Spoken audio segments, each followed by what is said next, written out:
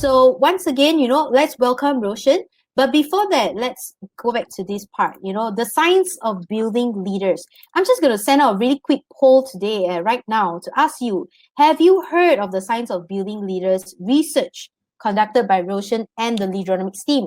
Just head on and click on yes, might have, no. Is this your first time? If it's the first time, it will be a no. Yeah, just go ahead and send that in as I wait for the responses to come in. Let's welcome Roshan. On to you, boss. All right. Thanks, everyone. And it's good to have you guys here. And, today I'm going to go into a slightly technical topic. I mean, the science of building leaders. And really, I want to just share a little bit on how this whole thing got instigated, right? And really the starting point was my whole journey into leadership, right? And I started getting involved in turnarounds of companies. And I realized that small, one or two people, right, who are very determined, right, who want to try to alter the course of history, who want to drive some change, right? They always succeed. And that these determined bodies, right, seem to go against the odds and succeed. And I was very intrigued with leadership. So sometime in 99, I got involved in my major transformation while in General Electric. And by 2001, I told myself I really want to go deep into this space. And I took on, the opportunity came to me where I got the opportunity to lead GE's or General Electric's leadership development organization. And there is where I had a couple of questions, right? And one of the questions that really perplexed me was this: why do some people succeed in becoming leaders, right? And why do others not, right? And so that sort of drove me, into trying to understand why is it that some people succeed while others don't, right? And so that obsession, right, to find the answer led me to really start to look at leaders, right? Every single leader, whether it was Jack Welch or Jeff Immelt at the time, who were the CEO of GE, and try to understand, why did they succeed or why didn't they succeed, and trying to understand, different things, and looking at communities and looking at different areas on how best to understand leadership, right? And so that question took me along a journey. And over the last 20 plus years, right, I realized something, many times people, when they tell you, okay, what's leadership, right, they'll give you a whole bunch of answers. Leadership is this, leadership is that. And a lot of it is fueled by their experience. Oh, I've experienced this, so it worked. So that means that is what leadership. And leadership is these 5 points. And leadership is about innovation. Leadership is about creativity. Leadership. So everybody, right, tries to answer us on what leadership is. And this is solely based on what they believe leadership is. And the leadership, what they believe leadership is, tends to be about experience, not so much about anything else. So this whole concept of experience. And so I was really saying that, no, I'm not looking for experience, because I know experience by itself is not a science. I want to look at the science, right? What is it that's replicable? If I do it consistently across, like manufacturing, right? If I put rubber in here and I put these processes, after a while, boom, a shoe pops up, right? How do you make sure that leadership is similar? If I put these raw materials in, I give these sort of things, and I have these sort of experiences or processes, boom, a leader pops up, right? And that's science, right? That's quantifiable. And that's kind of the journey that we started to look at. It's not just collecting experiences, which is what a lot of leadership is. A lot of leadership is, oh, this guy's a great leader. This guy's a great leader. Let's get his experience and let's try to learn from his experience. That's great, but that's not the science, right? And today I want to get into the science of leadership. And one of the things that really struck me is that a lot of what we think are great leadership interventions, I give you a good example. There is this program called DARE, which ran from 1983 to 2009, fully funded. Billions of US dollars were spent in the US. And the program was about keeping kids off drugs, right? And this was a huge program, supposedly very successful. But when research was done, right, when scientists started to look at the success of the program, they actually found that the program was counterintuitive or counterproductive, meaning there are more people who actually became drug addicts or got involved with drugs because of the program. So instead of keeping people off drugs, the program actually enabled more people to get on drugs. And this is amazing. And there's a lot of great insights on this program. And the reality is, when we started to look at many programs, even in Malaysia, right, and in Southeast Asia, a lot of so-called great programs. Another great example is 9/11, right, when that whole disaster happened in New York City. So they said the best way to deal with trauma was for us to run counseling sessions for people affected who lost family, who lost their father or whoever, right? The firemen folks and so on. So they went and did counseling sessions. Now, after that, they found that the counseling was counterproductive. It actually caused people to get more depressed and get into more traumatic kind of experience, right? And this seemed to be crazy, but counseling is so good. People need to talk about stuff. But we find a lot of it is not science-based. A lot of interventions that we feel are good, the experience tells us is good, but the reality is something else. And that's really where where this whole science of building leaders comes in, because it's really not just about experiences, and it's not just about doing good in interventions. Oh, this is what all the leadership gurus do. But that doesn't necessarily mean it's good and it's part of the science of building leaders, right? So I give you a pretext, right? So here's what the team and I set up to answer, right? What was the science behind effective leadership development? So meaning, how do you take one person, develop them slowly over a period of time to get to a certain point? The second is, was intelligence a requirement? Because we find the good leaders tend to be intelligent, right? Is that because of intelligence you become a leader, or because you have certain processes that enable you to become intelligent, that enables you to be a leader, or otherwise, right? We needed to find the answer of the integration between intelligence and leadership. Now, there was also about many things. Warren Bennis talks about crucible moment. George Corais talks a little bit about what he called secure-based leadership. There's a whole bunch of leadership theories out there. Kushner talks about leadership development. There's tons and tons of leadership theory, right? And so our team wanted to understand, is there a correlation between grit that Angela Duckworth talks about, or fixed mindset that Carol Dweck talks about, and all the leadership gurus that talk about different things? Is there a correlation and an integration and a connectivity between these things, or are they all standalone? And should they be standalone, right? So those were part and parcel of what we searched. And the last part is leadership linear, meaning you have to learn this and then it can build to the next part, or is it non-linear, meaning you can do this part first and then that part and so on and so forth. So it's all over, right?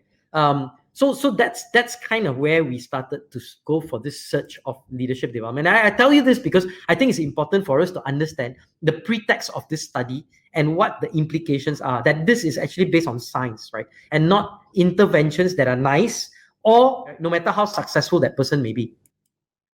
So we had a number of research questions. I'm not going to go into the detail of this research, and I'm going to have all these slides available for you at the handout. And the last 5-6 pages actually have very detailed research material. So if you're very interested in this topic and you want to go deeper, we can go deeper in this. So I just want to check in with everyone. Can everyone follow? Is everyone? Can you all hear me well? If you can, kind of just say yes. We hear you, and let's move on to the juice of the matter, right? So just go on your chat and just say, "Yep, we hear you guys." Yep. Okay, great. All right, perfect. All right, great to hear from you, Loga and Jane and you get right. And let me go to the next piece. Now, a methodology, right? So there's there's a huge comprehensive literature review, which is looking at all the data. Also a lot of interviews. There's also a lot of what we call biographical information that we extracted from.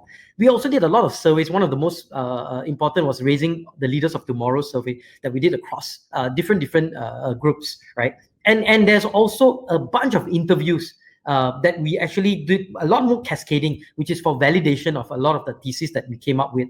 And the last one was a deep content analysis and some data analysis of people who have actually been in programs with us for the last 12 years. So it's a comprehensive study. And I'm not going to go into the details, but I want to go into the heart of it. What is the science of building leaders, right? And what does this all mean for each and every one of us? Let me jump into what the science of building leaders exactly is. Now, remember, it's a science, right? So what I'm going to share with you first is there are 3 big buckets of how you build a leader. So if you're a parent, or if you are a CEO or a leader or HR person in a company, all these things are important to you. Now, the foundational stage is what we call, and we've put age there, and later I'll explain to you, age is not really an indication of leadership. But what we've done is to put age, because age is really the ideal opportunity for you to have, that there's always an optimal ideal time, right? For example, I'll give you an example. If you want to teach somebody languages, to have more than 3 or 4 or 5 languages, right? One of the most ideal time for a person to learn languages is between the age of 2 and 4, right? So those are ideal. Now, it doesn't mean that a 40-year-old cannot learn a new language. They still can. but it's not an optimal age, meaning you have to go through a lot more pain if you want to learn the language. So what we have done is the age is actually an indication of ideal time to learn something, but not necessarily that you cannot outside of this age, right? So remember that and have that as a kind of a constraint that you need to remember. Now there are 3 stages. So 0 to 20 years old, which is what we call the foundational stage. This is a stage where you develop your character, where you shape your values, and where you start building a sort of basic identity of who you are. Now, at the emerging stage, which is around 21-year-old to about 35, 40 years old, right? And it varies for different people. It's where your identity starts to formulate. This is where you start to have some perspective. You have a sense of what your strengths are, what you're good at, and you start to build what we call purpose. You start to have a vision for yourself, not necessarily for a vision for others, but you definitely have start to believe that, I think this is kind of what my life is going to be all about. And you start to cement that a little bit. Now, as you go on above the age of 36, really above the age of 40, right, for most people, is where you start to cement your vision. Now, some people can be in the age of 50, 60, 70, and still be at the emerging stage where there's no clarity of purpose or clarity of vision, and there's no what we call leadership point of view, right? So there are 3 big phases to this. And as I move on, right? So the science of building leaders goes deeper, and what is it? It's really a blueprint based on these 3 phases, right? So it starts at birth, right? And we know even at birth, right? And we know the mirror neurons are kicking in, right? When a child is born, right? Many times people say, no, this is genetic, right? It's genetic how this person has developed. But the reality is what's happening is this thing called mirror neurons, and it's a theory that says that actually kids are copying their adult parents or the people who are close to them, meaning whoever's taking care of them, ideally their guardians or their mates sometimes, and so on and so forth, right? So they start to role model. So I give you an example. When you see, you start clapping and then your kid starts clapping, right? That's mirror neuroning, right? Which means you're mirroring, your neurons is mirroring the neurons of someone else, right? And a lot of what we call genetics is actually created in the early stage through this process of mirror neurons, right?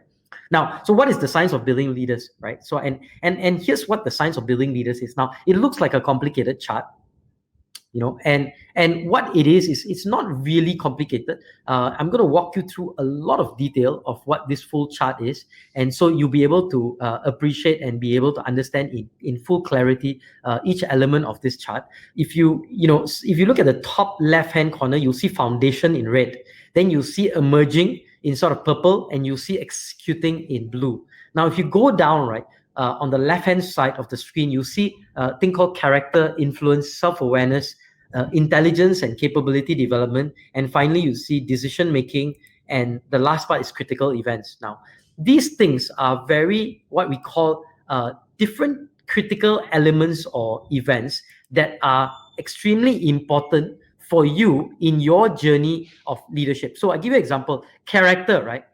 Now, the first part of foundational part of character or values, what we call formation, is what we call the development of your moral and performance character.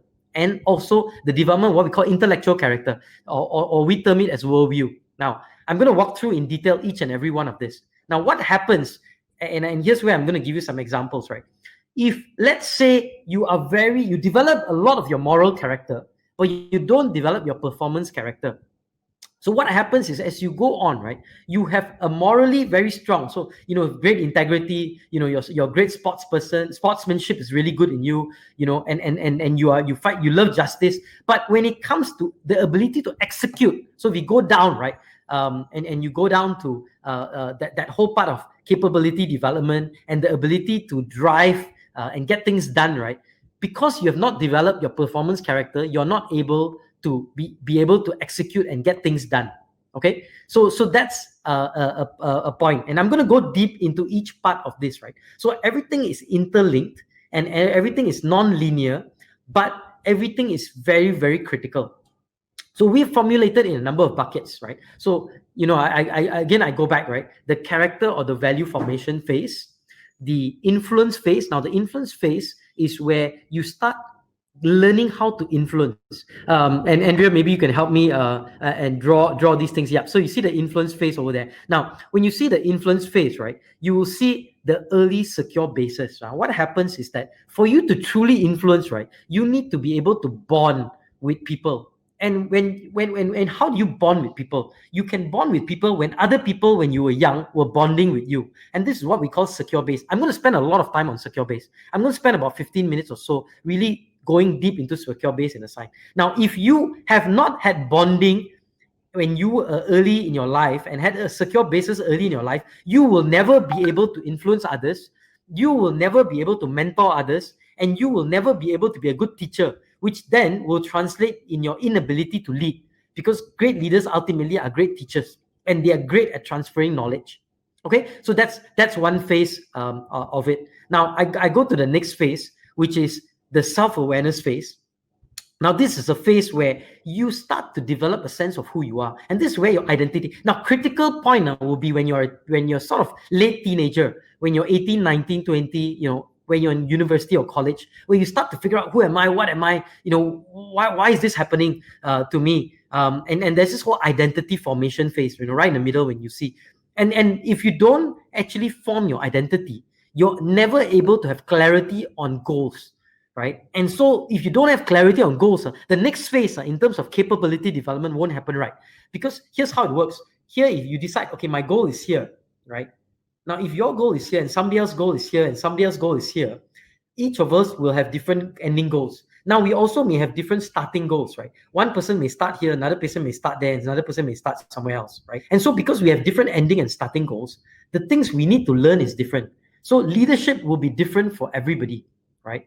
And so it's very important for us to figure out how to have clear identity of who we are, to be able to ultimately be able to lead and build capacity and capability to be able to drive that leadership and to be able to execute on that leadership, right? Now, so that's the intelligence and capability development. Now, the last phase of it is really decision making and personal initiative. And this is things like agency, competition, motivation, and the ability to actually drive change. And I'll talk about this in a little bit. I'll spend less time on this, but if you want to go deeper, we can go, in the Q&A sites, you can ask me on that. And finally, critical events. This is very important. I'll spend a little bit more time on this. Stress is very bad for kids. But actually, stress is needed, or what we call crucible moments, is actually needed for us for growing, right? So how do we do both growth and manage stress, right? And that's going to be an important dialogue. So this is the framework, and I'm going to walk you through in depth, right? And so let me just ask, once again, how's everyone doing? Again, let me get back to the chat. If you can, on the chat, kind of quickly let me know, is this understandable? Are you confused? Is everything all right? Just kind of say, look, keep going, everything's good, and I will keep myself moving forward. All right, good. Okay, great. I see a few great. Okay, so I'm going to go in. So I talked a little bit about age brackets, right? Age brackets are really not important, but age bracket gives you just an indication of, this is the ideal age when we can drive these changes, and we can drive these different aspects of leadership, right? Now I'm gonna zoom in slightly deeper to the next piece, and I want to go into understanding character, right? And truly trying to understand what character is, right? If you're parents, this will be a very important part for you to try and understand. So when we go into character, right, and this is really about three different pieces. First is really about what we call in the foundational pieces, what we call our character. And the character has three elements: a moral character, performance character, and what we call intellectual character. Or if you want to call it worldview, it's also another word we use, right? Now, that leads to values. And values ultimately leads you to being able to drive organizational values, or being aligned to different organizational values. But more importantly, character also fundamentally enables you to execute, right? So if you think about your ability to get things done, right, a lot of it is dependent on character. Okay, so I'm going to go slightly deeper. Now, what are characters? So we get three levels of character: moral character, performance character, and intellectual character or worldview, right? Now, moral character are things like integrity, generosity, and I'm going to go deeper into this piece. Performance character is things like grit, self-control, and worldview, right, is what we call beliefs and mindsets that we are inculcating into our kids. So if you're born in a certain family, let's say you're born, and this is a great book many people like, is this book by Robert Kiyosaki called Rich Dad, Poor Dad, right? And he says, why are some people who are rich poor and poor people who are rich rich, right? And he says, it's not so much how much of money your father leaves you, but it's the beliefs or the worldview that your father leaves you. And if your father leaves you with a rich worldview, right, or rich intellectual character, then you grow up into a rich person. And that's his thesis. But when we started to look at that, we realized that it's actually very interesting, because in certain countries like Malaysia, we are born, right? And many of our parents, or our parents, or maybe us as parents, right, we start to inculcate, hey, status quo is good. Let's not rock the boat. Let's not do this. And so that becomes part of our character, and it gets embedded into our kids, right? And so that's what we're going to talk about. And so we see character, right, and worldview actually starts to get you into what we call values. And I'm going to talk a little bit about that, because actually character will develop what we call motivation, right? And motivation together with experimentation, depending on your character, like if you have character like curiosity, and motivation together with curiosity and experimentation will actually start to drive you to create values. Okay, and I'll walk you through that in a moment, right? And if you do have any questions, I know on the Q&A side, there, if you have any questions, just shoot it out either in the chat or in the Q&A, and I'm happy to talk it through as we go along. So I'm very happy to answer them as we go along. Okay, now, so we know that character drives experimentation or motivation, and ultimately leads to value, right? And you can go into the more of the details. Now, what exactly is character? So when you look at moral character, I'm giving you some examples. Now, there's many more examples of this, but I'm just going to give you some. For example, moral character would be something like justice, right? And justice is something like, hey, this is wrong. I'm angry. So there's this righteousness that is created when there's justice, and you know what is right and wrong. There's gratitude. No matter what has happened, I'm grateful what has happened. There's integrity. There's sportsmanship. I might lose, I might fail, but I'll pick myself up, right? There's generosity. Even though I may not be able to afford it, I want to give, right? There's love, there's concern. Now, so when we talk about character, it's not just integrity and the stuff but it's other aspects of character, moral character, including justice and sportsmanship, that are very, very critical to be developed. Now, the other piece is performance character. Now, performance character are things like grit. I'm going to talk about some. Oh, I'm talking a bit too fast. Okay, I will slow it down, because I get very excited with a lot of this material, because it's really, really very interesting, right? So when we go into more performance character, we have things like grit and self-control and willpower and optimism and curiosity, conscientiousness, the ability to get work done without getting rewarded, right? So now these performance character, right, are something that you develop between the age of 0 to about 15, 14. Really, the ideal age is 3 to about 10 or 11, right? Both the moral character and the performance character, right? And I'll go in slightly deeper into some of these, and I give you examples of how some of these things work, right? Now, the last form of character is what we call intellectual character. Now, intellectual character are beliefs. Remember, I told you these are beliefs that we cascade into our kids, or these are beliefs that society cascades, right? For example, if we look at a cultural norm in Malaysia to say that these Europeans, these Americans, they're so much, they are our colonial masters.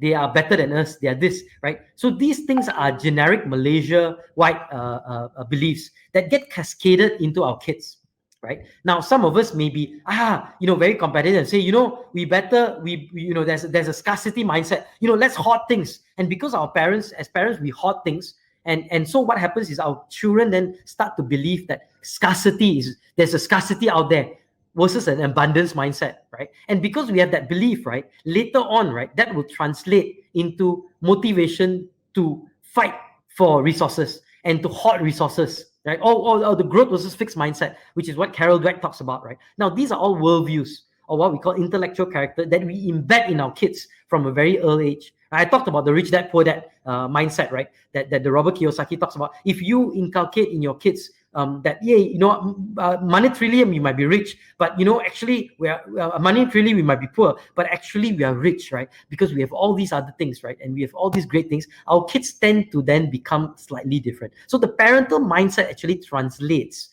in a very deep way into our kids. So those are the three big parts of character, right? So I think, I'm not going to go into the details of what each of these is. When you go into the slides, you can kind of get a sense a little bit more in terms of what they are, and I'll leave that to you.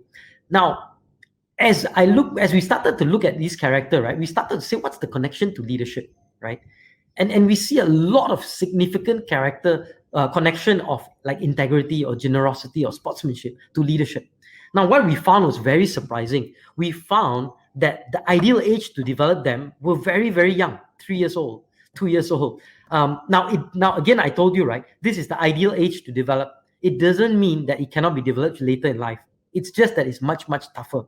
And so, myself, in the last couple of years, with my kids, almost being teenagers, like, we missed the window on working on the sportsmanship part. This guy, when he loses, he just, he gets angry, right? So how do, and he's now 12 years old or 11 years old, right? But it doesn't mean you cannot. It's just a little bit more tougher. Right, and you can, and here's, I've shared a little bit, even justice, right?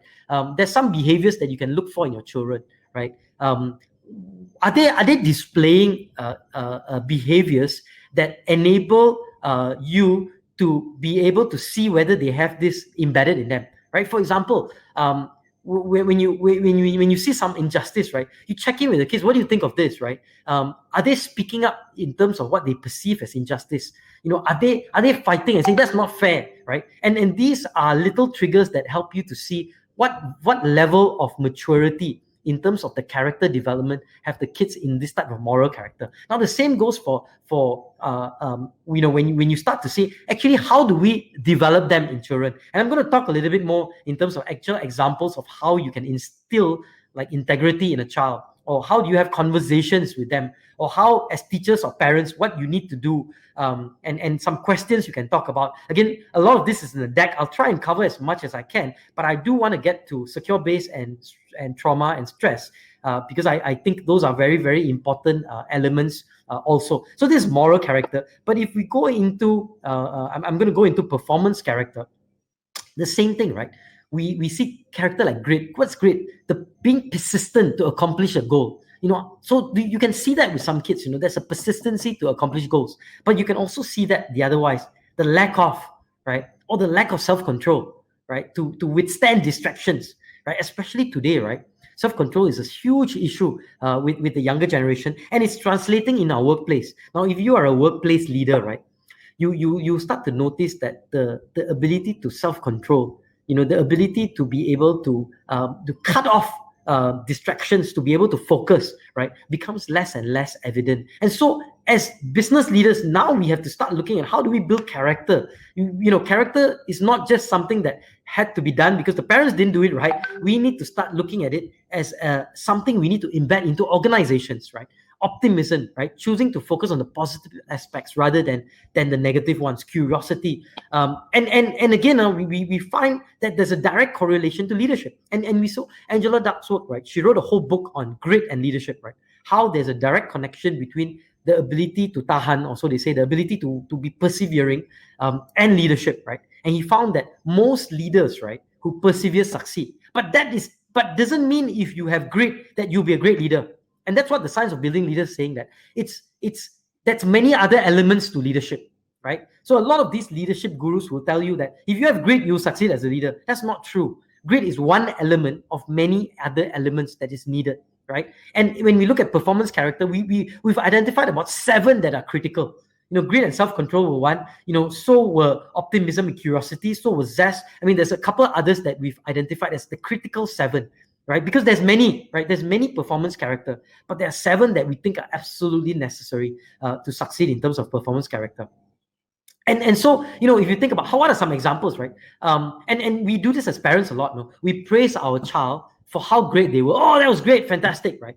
Now, when we start praising them for what they did, their accomplishments, when they don't accomplish something, they start to become, they start to lose their motivation for grit.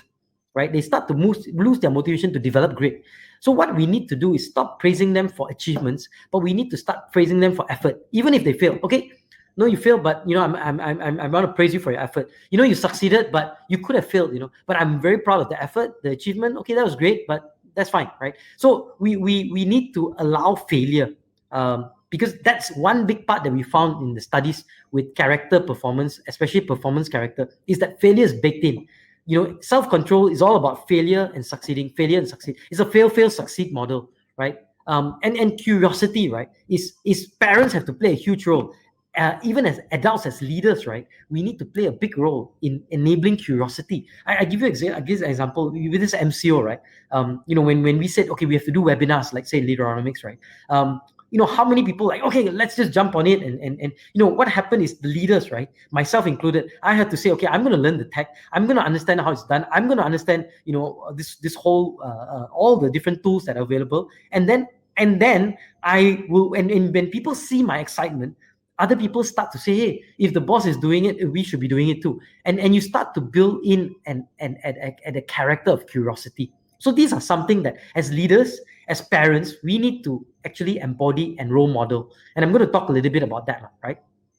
And there's some questions again, on how you can do that, right? For whether it's curiosity, or whether it's grit, or whether it's self-control, and other things like. And I'll give you all these again. All these handouts will be available for you to download when with the end of the session, right? And here's the other thing, right? You can also develop character in adults, right? And adults actually do it through role models, through conversations, right? And this is very interesting. What we found is that adults cannot be lectured, right? You cannot ask them to sit through a course and teach them character. But character can happen through deep dialogues and bonds. So if I'm connected with you, you feel a deep attachment, you respect me, right? That's why people like Michael Jordan, had a huge impact on and all these celebrities, right? They had a huge impact on young adults and adults because they became what we call respected role models. And they started to change character in many young adults. It's not an impossible process, but very difficult, right? And part of it is expectations at an organization, right? When you set the expectation, I'm going to talk a little bit about expectation setting when we get into elements of, especially as we get into elements of stress and trauma. How much of stress can you do? How much of stress is good and how much of stress is not. So I'll talk a little bit about expectation setting. But as parents, expectation is a double-edged sword. You can push them over the cliff, but you need to have them, because that's the only way to get them to be navigating to that next phase, right? Okay, so that's a little bit about what we call character. I'm going to go into influence and secure base. I'm going to go slightly faster. Jane, if you don't mind, if I'm really getting too fast, please let me know. Because I want to try and cover as much as I can to give you deep insights into some of the science that we have. Again, I can go a whole day into a lot more detail. I'm trying to give you a bit of a summary, but focus a little bit on specific aspects. I think this is a part that all of you will find very interesting, secure base. Now, it's not something you will see. So what is secure base and role models? I'm going to talk a little bit about this whole early life secure base, the formative secure base. Your bosses, your first boss, your first job, your first relationships, these become your secure base, right? And the problems with divorce and some of the other things actually kick in, right? And have a big influence in terms of your leadership at some point in time. So all this, and this actually has a huge impact in your ability to influence. And if you cannot influence, right, you cannot lead, because great leaders are actually great influencers, right? Now, so secure base, what happens early on actually drives, and your early secure bases in your bosses, your first job and so on, actually determine how you become a leader as a teacher and as a giver and as a leader that engages and empowers, or be able to collectively align your organization to walk forward. So when you see in companies, right, they say, why this company? The guy seems to have a lot of leadership skills, but somehow the company is not aligned. The company cannot pull together. Part of it is probably secure base issues that the leaders have had. And I'll walk you through some of these things. Now, I'll talk about role model for 30 seconds, right? So role models are very important. I'll give you a good example of a classic role model. So if you think of a person like Bill Clinton, who became the president of the United States, right? When he was a young boy, he was an orphan, right? And he basically went to visit the White House. And when he went to visit the White House, he didn't have a father. He lost his father, and he was trying to find a role model, to cling on to. And he met President Kennedy at that time. And he looked at Kennedy and said, "Wow, I want to be just like Kennedy." And for the rest of his life, right, every part of Kennedy he tried to replicate, including the women and including the bad parts, and also the good part. Kennedy was a great magnetic influencer. So did Bill Clinton, right? He became this magnetic. But role models, especially the early foundational years, set your tone of ultimately who you become and who you strive to become. And it shapes a lot of your values, right? Your character, and ultimately it triggers into values. And when it does that, it shapes a lot of your motivation, right? So it's important to have proper role models. And it's very hard, right? Because as parents, right, I cannot control some of the role models that are out there, right? And this is where you see the negative role models, the guys that do stupid things and commit suicide and do crazy stuff, right? But we need to be very aware of what's happening. And it's the same in companies, right? Because when you go to a company and you end up hanging out in a team that has negative role models, you tend to become like them, right? So even though you say, okay, these are formative things, either two things happen. If you're a very strong foundational character, you will either say these are bad role models and I reject them and I'll find a new company or a new division in that organization.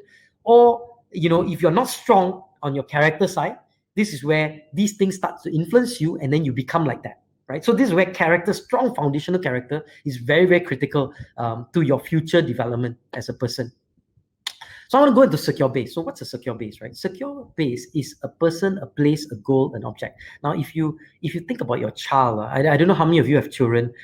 If you have children, and some kids do this, they will suck their thumb. They will have a blanket that they cling on to. They have one of those what's that, soccer or a thing that they keep holding on to. And this, for these kids, this thing becomes their secure base. This thing is something that is for them. Oh, I get my, I feel very secure when this is there. Now, can be a person also, and for many kids, the parents become their secure base. They cannot leave their mother or sometimes their father, and they worry. They go too far. Oh, mommy, I want to come back, right? And we do that too. Sometimes for us it's a ring, or it's a rock, or a photo in a wallet. So all of us have some form of secure base, right? And the problem with secure base is that actually secure base starts at a very early age, right? And you need to you need to figure out how you develop your secure base. Now, a secure base is a person that gives security to another individual, but it also challenges the individual to take risk, right? So if you are a parent and saying, okay, I need to help my child, right? I need to actually give them the feeling that anytime they can come back to us. I'm a sense of security and comfort for them. But I also want to challenge them and push them. Hey, go and explore. But don't worry, I'm always here. Likewise, when a person goes into their first job, right? And some people say, oh, my first boss had such a great impact on me. Why did my first boss had a great impact on me? I'm one, right? Because my first boss was a horrible boss. He used to beat me upside down and go. But when I needed help, when I needed support, he was always there. So you have a sense that, when it comes down to it, my boss is there to protect me. When it comes down to, me making mistakes, my boss is going to defend me. But the rest of the time, he's going to challenge me and push me. And he's going to force me to take risks and to grow. Because when you take risks, you grow, right? And that's what a secure base is. So if you think about it, right, a secure base, right, and that's what a parent or a leader needs to be, right? You need to have a balancing act, right? There's safety, right, which is to care for a person, but there's also risk, which is to dare. So it's care and dare, right? And it's not care or dare, And this is where many parents make mistakes, right? We try to care too much, and we don't dare. And sometimes we dare too much, and we don't care. And what happens is both it results negatively, right? Because you care too much, the kids then tend to overrun you. They don't understand boundaries. If you dare them too much, they start to cut you off, right? And at some point, we don't need you. I'll do it on my own. And they lose that security. And this haunts the child when they are 40, 50, or 60, when they become leaders, because they don't know what caring is, and they don't know how to be a safety net to their employees or to be able to take risks, right? So it comes back, and haunts them. And really, what we are, and I'm not going to go through all the details. You can look at it's really starts back with the bonding, right? Bonding with the child or bonding with your employees, and being able to say that, if your person if the person is a secure base, that you're loved, you're cared, but you also belong, and part of your belonging is to take risks, and ultimately they find self-esteem. But if it's a goal, so I'm attached to a goal, my secure base is a goal, like many athletes, right? I was just watching Michael Jordan, in The Last Dance, right? And that guy, his secure base is goals, right? It's always a different goal, right? And he's clinging on to these goals, right, as a secure base, right? And it happens too, right? But it's ultimately, it's both a risk and if you look at it as a picture, right, it's almost like I don't know if you know what a belayer is, right? And a leader and a parent, right, needs to be a belayer. What we do is we want your child to be a climber, take risks, but don't worry, if they fall down, I'm there because I'm holding the rope and I'm belayering. I'm the belayer, but I want you to climb the mountain. I want you to go and climb up Everest. I want you to dare, right? But I care, so I'm there as a safety guard, right? And that's what a secure base is, right? And there's a number of characteristics of secure base, but I want to show a short little video of Ted Kennedy. Ted Kennedy is this guy who lost his legs when he was 12 years old. And when his father died, right? His father was Senator Kennedy. He gave a short speech. I'm going to show you just the first 1 minute of the speech, 1 or 2 minutes. And I want you to listen to how the father was a secure base to him. Okay, let's listen. My name is Ted Kennedy Jr., a name I share with my son, a name I shared with my father. Although it hasn't been easy at times to live with this name, I've never been more proud of it than I am today. Your Eminence, thank you for being here. You grace us with your presence. To all the musicians who've come here, for them as it is for those of us in our family. And to all of my father's family and friends, the Taoiseach, President Obama, President Clinton, the master of the legislative process and bipartisan compromise, workhorse. There's also much to be said, and much will be said, about my father, the man, the storyteller, the lover of costume parties, a practical joker, the accomplished painter. He was a lover of everything French, cheese, wine, and women. He was a mountain climber, navigator, skipper, tactician, airplane pilot, rodeo rider, ski jumper, dog lover, and all-around adventurer. Our family vacations left us all injured and exhausted. He was a dinner table debater and devil's advocate. He was an Irishman and a proud member of the Democratic Party. Here's one you may not know. Out of Harvard, he was a Green Bay Packers recruit, but failings or of ours. But today I'm simply compelled to remember Ted Kennedy as my father and my best friend.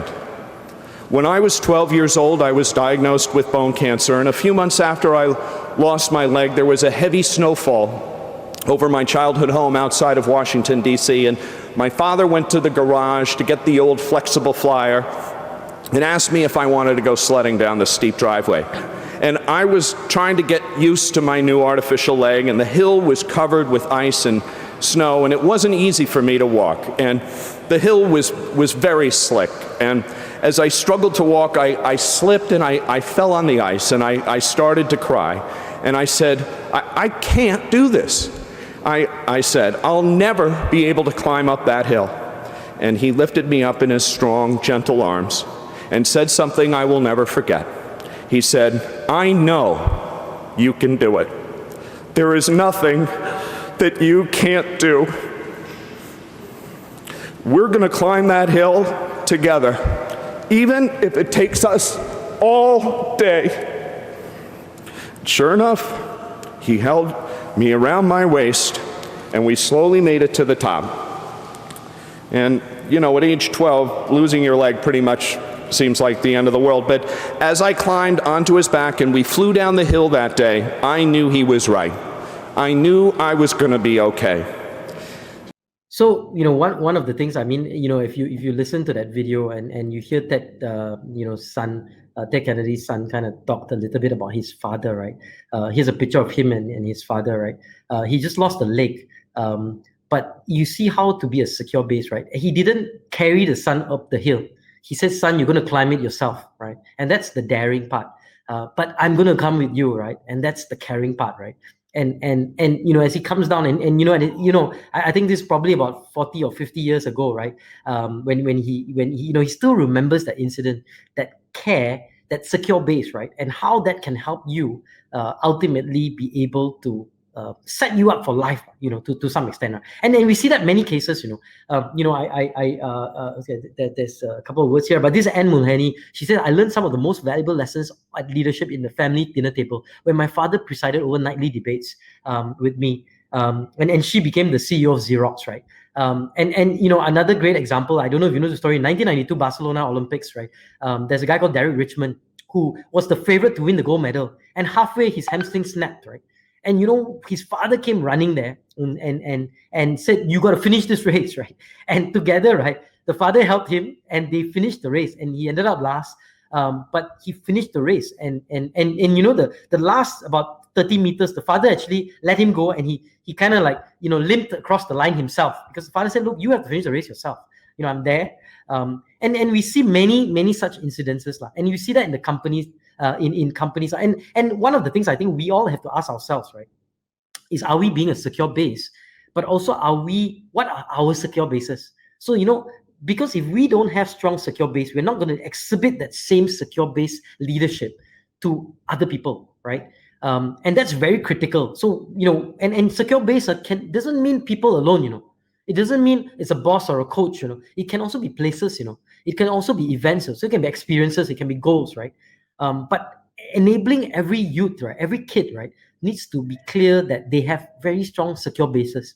And if you go in the science of building leaders, right, we go to the next phase, right? And a good exercise, I just put a blank sheet for you all to try. You ask yourself, who are my secure bases, and what are they, and how they are, and what does that mean to me? We got about 10 minutes, and I don't mind going extra 10 minutes after this for Q&A, but I want to just close out on a couple more things. So that's secure base. I think it's very important for us to understand what it is like. So secure base ultimately is across the board, right? It starts at the formative stage, but it's also when your first job, having a boss there's a great secure base, and then you becoming a secure base and being mentors to the others, right? But there's other areas, I'm going to very quickly on the self-awareness, and the main part I want to talk about self-awareness is this. There is a search for identity, and especially in the teenage years and the young adult years, the 20-ish years, people are searching for identity. Who am I? What am I? And as parents and as business leaders, our job is to enable them to find that identity, enable them to navigate our organization to be able to do that, right? I'm going to zoom in. I'm going to zoom in because of time, to just one other section. I'm going to skip this part. Just very briefly, I'll tell you this part. Agency, right, is the ability to act independently of an environment. Now, agency is very important, or we call self-agency. And how that gets developed, because if you can learn to act independent of your environment, you actually then develop your decision-making skills.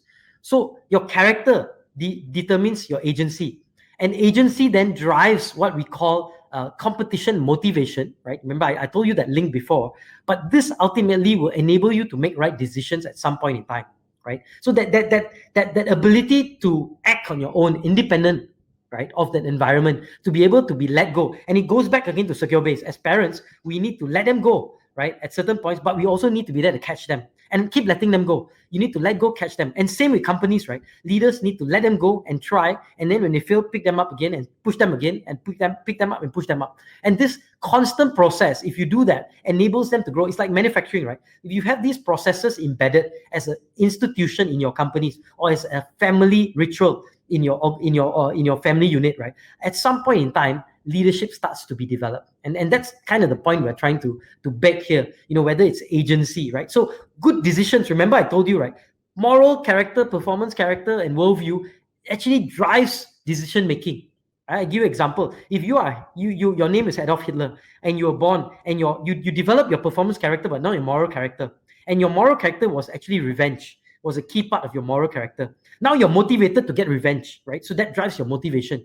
And you got your performance character, you did that, you developed that. So you've got the ability to have agency. And so now that drives your values, right? And then it drives your vision. My vision is to get revenge. So who do I hate? Or I hate these guys called the Jews, or whoever. I want to eliminate these people. And that enables you to start driving your capability, because you didn't work on your moral character, now what happens is you start to develop skills that are relevant. I have to learn how to influence people. I have to learn how to do this. I have to learn how to do that, because I want to get revenge, right? So you see how one motivation is cascaded off our character, right? And ultimately it contributes to your quality of your decision, or your morality of your decision, or your ethically whether you make sound decisions, right?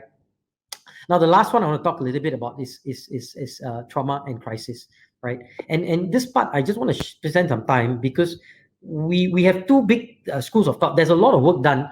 Psychologists have done a lot of work on stress and trauma. So you see a lot of research on stress and trauma for the age of 0 to 12. And if you ask the question, is it good or bad, right? And it will lead me to this next, right? We know that trauma. Stress actually is something that every kid experiences. Every kid experiences some kind of stress, but extreme stress, or what we call trauma, is something that is not necessarily relatively good for kids, right? It's not actually, it's pretty bad, right? We find that kids who have experienced deep trauma have difficulty in learning, they have difficulty in growing. Some of them get stunted, right? And we see that with learning disabilities and all that. There's a lot of early childhood trauma, right? So stress and trauma is actually not very good. And we need to find ways to mitigate it, right? So there is ways to mitigate it, and one of the studies, the most amazing study is love. Love actually mitigates trauma, right? And we saw that with the study on dogs, right? Where they got dogs that, went through severe trauma, like people beat them up when they were born, within the first 6 months, they got beaten up, and just like, they did this with dogs, they obviously can't do this with humans. But then after that, they changed mothers, and they put them with mothers who lick them a lot. And they found that even when they change mothers, if mothers keep licking them up, they don't become aggressive dogs. But dogs that went through trauma, who had mothers that were, not loving to them, ultimately became very aggressive dogs and had a lot of, deep-seated emotions. And we've got other studies, and there's some human studies, accidental studies that happen. So trauma is there. We have to mitigate it as much as possible under the age of 12. And love is the only way to counter it, deep-seated love. Especially parental love, right? But here's the other part. Now, what we find after the age of 12 is that crucible moments or bad things that happen to you, right? Stress, trauma, or we like to not call it trauma. We like to reterm it as crucible moments. When something bad happens to you, you may lose your parent, or, you may lose your leg. Suddenly you have an accident and you lost, a friend of mine, Jamie Andrews, who goes around the world speaking now. He lost both pairs of legs and both hands, right? So he basically has no legs and no hands, right?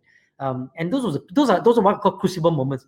Howard Schultz, the CEO of Starbucks, he had a crucible moment where he lost his father, and he's from a very poor family, and the father is the only breadwinner, and suddenly the whole family went into turmoil, right? And those crucible moments can do two things to you. They can either cause you to go up, continue. They cause you to become better. They accelerate your growth, or they cause you to go down and spiral out of control, right? Rarely we find crucible moments actually keep you at a flat line. It does, right? But usually when even the flat line is halfway down the curve, right? If you notice, a crucible moment happens it happens at a certain point, right? When a crucible moment happens, right? But when what we see is that you notice there's a curve down, and then it's a reaction to the crucible moment. So there's always a negative spike down. And then, you have either a flat line, you go up and use that to maybe it's an injustice that happened to you, and you use that because of your moral character, because of the development you've had, you use that to grow yourself and accelerate yourself. And let me close out with expectations, right? And how all these things kind of ties together. So let's say a person, right? Typically we have these curves all through our lives. We kind of grow up, and then something bad happens and we go down, right? And typically, we like to go up and we'd like to grow, right? And usually when we have failures, it goes down a little bit. Now, what happens when a parent or a teacher or your company has expectations? So we say, hey, you are performing at this level. We want you to perform at level X, which is the red bar. And what happens is every year my expectations grows higher. I want you to perform higher. I want you to perform higher. And at some point in time, right, if you stop growing, right, what happens is that you plateau, right? And so at some point in time, it happens to parents, it happens to companies, right? At some point in time, this is how you will look at your kids. Hey, last time, when he was 21 or when he was 7 or 12 years old, he was so good. Now look at him, not so good anymore. Now the problem is the child looks at this way. Hey, last time I was performing at level, at a low level, which is the first red bar. But now I'm performing at as time goes on, I'm performing really high. In my mind, I think I've grown. But in the eyes of the parent, they say, last time, my expectation, you were meeting my expectations. But because remember, for the parent or for the company, the expectations keep growing. So for as far as we are concerned, we are looking at one expectation bar. But for the child, is I improve, I improve, I improve. I'm better than I was 10 years ago. But what they can't see is that actually they have fallen short of expectation. And why they've fallen short of expectation is because they're not growing, right? And how do you keep them growing? And it goes back to that stuff I was talking earlier on. You need to keep pushing them to actually do something different, to try something new. And this is where the moral character, the performance character, all these things come together. If you have helped them to be curious, to say, okay, you're good at this, try something else. And when you keep growing, right, what happens is you start seeing, you grow according to how the world has grown. And there's a constant growth that happens. When you start to plateau, you learn something new and you keep growing, or you try something new, or you experiment on something and you keep growing and growing, growing. Now, where does crucible moment come in?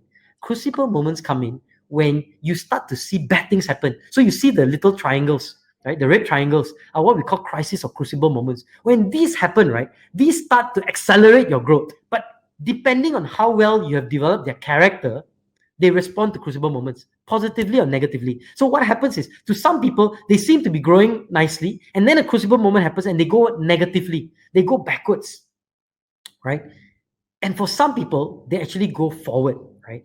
And when we see great leaders, right, it's an amalgamation of everything, right? It's really an amalgamation of everything. So I'll give you some practical examples, right? And this, when you look at this amalgamation, so very quickly, like say you want to roll out a mentoring initiative in your workshop, you have to start thinking about who can actually mentor. Not everybody can mentor. Only those people who have strong, secure bases can mentor, right? Likewise, if you say, my organization is not proactive, everybody's not working. How do I fix my organization, right? You need to start looking at cultural issues, worldviews. You got to start looking at the character of your people. You got to look at your hiring process. Are you hiring the right character type folks? Or do you need to invest in development of character or agency, right? Because it could be the absence of agency, right? If you think, I want to put a strategic thinking, none of them are strategic thinkers. But that's because it starts again with character. It goes into your motivation. What have you developed, who you are, your identity, and then it goes into especially the ability to learn, right? Which comes from a lot of the performance character development pieces, right? And the last piece, I want to my kids, I want to develop some sort of development for my children who are aged 10 to 12 and they're in school, right? How do I do that? Right, you got to start looking at, again, when I start sharing that the overall science of building leader map, right? We got to look at that and say, what are fundamental things that I need to look at. So with that, I've ended. Apologies for talking and rambling so much. Hopefully this has been relevant to you. Loga, you have, how much of a role do the classics of book play in character development? Now, actually quite a lot, right? So if you look at your character development at an early stage, right, when they start looking at role models, when they start, for myself personally, right, I grew up not having, outside of one or two role models who were friends who were much older. Most of my other role models were books, right? Were biographies. I used to devour biographies. So I think there's a lot of things, especially biographies, right? Because they can become a conduit. People like Ben Franklin, right? When I read about him, I said, this guy's amazing, and he's 13 virtues, right? Again, I think my parents did quite a good job in terms of building my character. So when that aligns, there's curiosity, and then you put in a role model in front of them, right? It connects, everything starts to connect, and then it goes to the next phase. So, based on Ben Franklin, am I like Ben Franklin, or am I like Abraham Lincoln, or am I like this guy, am I like this guy? And I start to connect the dots for myself and start to build up who's Roshan Thiran as an identity, right? So yes, books are absolutely critical. In fact, I feel that books are also a way for leaders, right, to rediscover themselves. When you go into the figuring out your organizational alignment and values, books become very important. Loga, you have another question, which I'll answer right away. How do you view winning versus character? For example, Jack Ma used deception in his own words to get users comfortable with Alibaba, and yet he's recognized leader, right? So here's where one of the things that I shared at the start, right? When I talked about experience versus real leadership science, right? So if you look at science of leadership, right? If I ask Jack Ma what contributed to his leadership, he'll give you all kinds of things. Now, whether it was a cultural, you see, sometimes luck plays a role, right? You happen to be lucky to be born in an environment where, what you did, or technology, right, was just in an infancy stage, and you happen to be investing or getting involved in that space, and you happen to be lucky to ride on that. Now, will whatever you did, in those years, be translated across all generations, across all industries? And I don't think so, right? So there might be certain things that when we haven't done Jack Ma, we are planning to do Jack Ma and study him, right? We can start to look at Jack Ma and start to say, Jack, when we validate it, you will start to see elements of moral character, performance character. Now, he may have used, like I said, Adolf Hitler succeeded, right? But Adolf Hitler, we know, has very lack of moral character. Jack Ma may succeed, but will they succeed long term? Will they be sustainable over a long period of time? I don't know. Now, the thing about Jack Ma that I think he did very well was he ran the business for a short time and he let go the reins to experts, right? So in a sense that he is not really the leader of Alibaba to some extent. I mean, that Alibaba the last 10 years or so, it's Jack as a figurehead, as a marketing head, but essentially the actual running of it were his 17 generals. So I mean, it's really a long term. And when you look at science, a lot of experience doesn't translate to science, right? And you see that in the early part of the slides.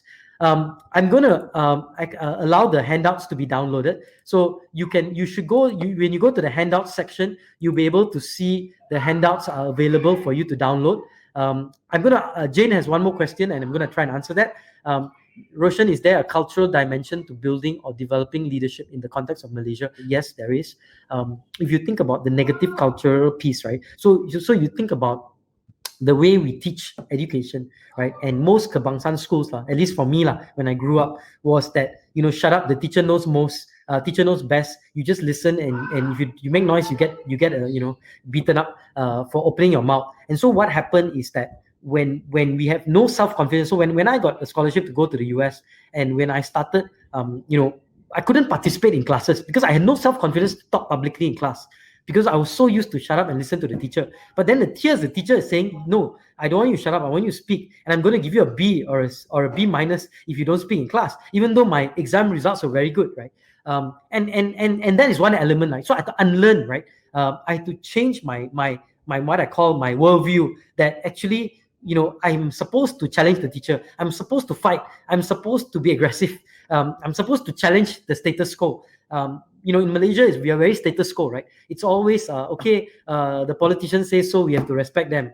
Tolerance, and all these other buzzwords, right? And so what happens is, when it comes to executing, sometimes these buzzwords become negative. Not necessarily always, but sometimes these become negative to achieving or executing a certain goal, right? So if you look at your family, right, you may have certain myths. I look at the Indian families, right? Many times, like, you must be a doctor, you must be a lawyer, you must be an engineer. Anything else, no good, right? Especially doctor, right? It's always, we always been saying, Indian families, we all must be doctors and so on. But these are what translates to worldview, and this translates to, I think everything else is wrong, right? When we say this person is good or this race is bad and so on and so forth, all these things translate, right, to what we call the worldview. If you look at this section, and Andrea, maybe you can circle the worldview piece of it. So yes, there is always going to be a cultural dimension to every society. And that's why I say this science of building leaders is not it's not a formula. There is no 7 steps and you do this and you're right. What we are saying is there's a process. It's like manufacturing. You want to manufacture a shoe, or you want to manufacture glass, or you manufacture anything, right? There's a process to manufacturing. You need raw material, you need processes, you need this. Now, the actual interventions may differ from child to child, but the process is the same, right? So what we are saying is the science of building leaders is a process. And we think it's very comprehensive, right? And we want to open source it and enable as many people in the world to access it. And that's what we want to bring forward to you guys. So I think I've answered all the questions. Thank you again for everything. I appreciate. Sorry for again taking an extra 8 minutes. But hopefully this was well worth your time, and hopefully this giving you some understanding and insights into the science of building leaders and some of the work that we are doing at Leaderonomics. Inside your handouts, you will see there's some articles which you can go to leaderonomics.com. You'll also be able to listen to some podcasts that I've put together, and some other material that is available. So thank you again, and appreciate your time, and I wish you all the best. All right, thanks everyone. Andrea? Yes, thank you so much, Roshan.